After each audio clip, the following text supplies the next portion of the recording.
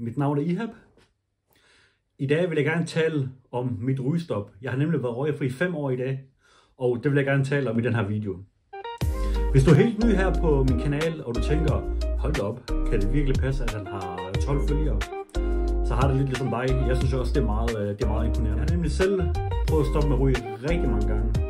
Jeg vil nok sige, at jeg har Danmarksrekorden i at være stoppet med at ryge flest antal gange.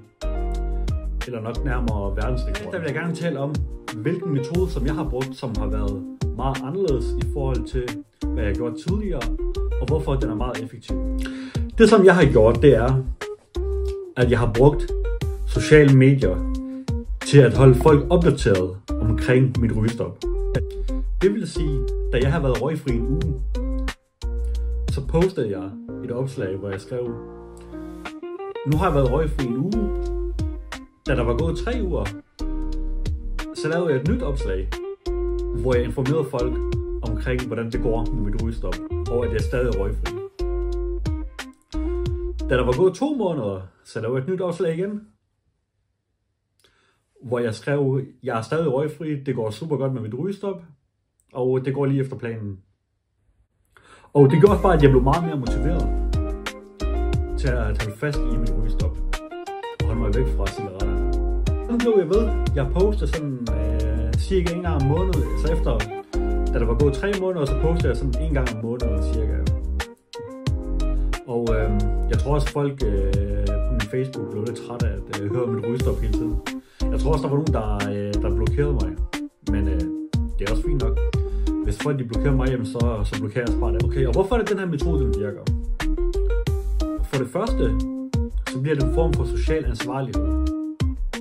Når du deler dit mål med andre mennesker, så bliver det ikke længere noget, du kun har for dig selv. Du føler lige pludselig større, netop fordi, at der er andre mennesker, der også følger med i din rejse. Og for det andet, det fungerer som en form for social støtte.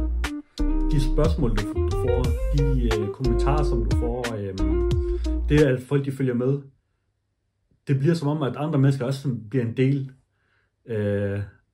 af den rejse, som du er på. Eller at de følger med i den i hvert fald. Det fungerer som en form for belønning undervejs. Og det giver både ekstra motivation og en følelse af, at du står alene. Og for det tredje, det bliver en forstærkelse af din identitet. Når du over en lang periode har fortalt dig selv, at du er en person, der ikke ryger, og at du har lagt cigaretterne på hylden, og du ved, at der er også andre mennesker, der ligesom følger med, så bliver det meget sværere at falde tilbage igen. Derfor bliver det meget nemmere at kvitte cigaretterne. Så derfor vil jeg opfordre dig til at prøve den her metode af det. Men husk, du skal gøre det på Facebook, ligesom jeg gjorde. Du skal ikke gøre det på Instagram eller på Twitter eller hvad du kan finde på, fordi at så begynder du bare at ryge igen, og det vil ikke have mening. Og lad os bare være ærlige, man har det meget bedre med sig selv, når man ikke ryger. Man føler sig meget sundere, og så kan man også bruge pengene på noget meget mere fornuftigt, for eksempel den her energidrik. Nå, hvis du kunne lide den her video, hvis det er den bedste video, du nogensinde har set i dit liv, så håber jeg, at du vil like videoen og følge med på min kanal, og ses vi i den næste video.